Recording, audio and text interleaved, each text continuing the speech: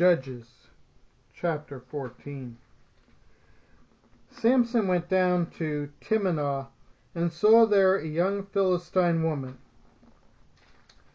When he returned, he said to his father and mother, I have seen a Philistine woman in Timnah, and now get her for me as my wife. His father and mother replied, Isn't there an acceptable woman among your relatives or among all our people?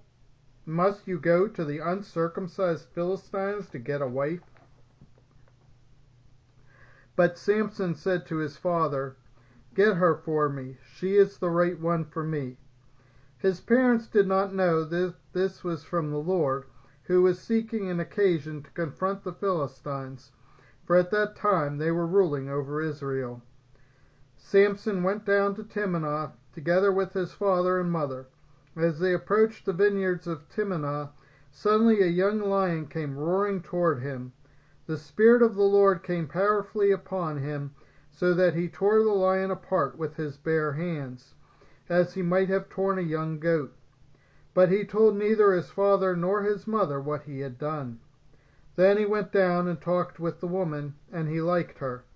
Some time later, when he went back to marry her, he turned aside to look at the lion's carcass, and in it he saw a swarm of bees and some honey. He scooped out the honey with his hands and ate as he went along. When he rejoined his parents, he gave them some, and they too ate it. But he did not tell them that he had taken the honey from the lion's carcass. Now his father went down to see the woman, and there Samson held a feast, as was customary for young men. When the people saw him, they chose 30 men to be his companions. Let me tell you a riddle, Samson said to them.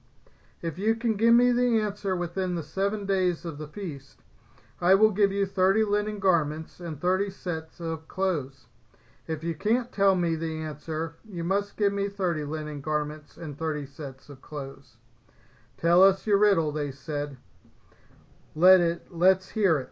He replied, Out of the eater something to eat, out of the strong something sweet. For 3 days they could not give the answer. On the 4th day they said to Samson's wife, Coax your husband into explaining the riddle for us, or he will burn you and your father's household to death.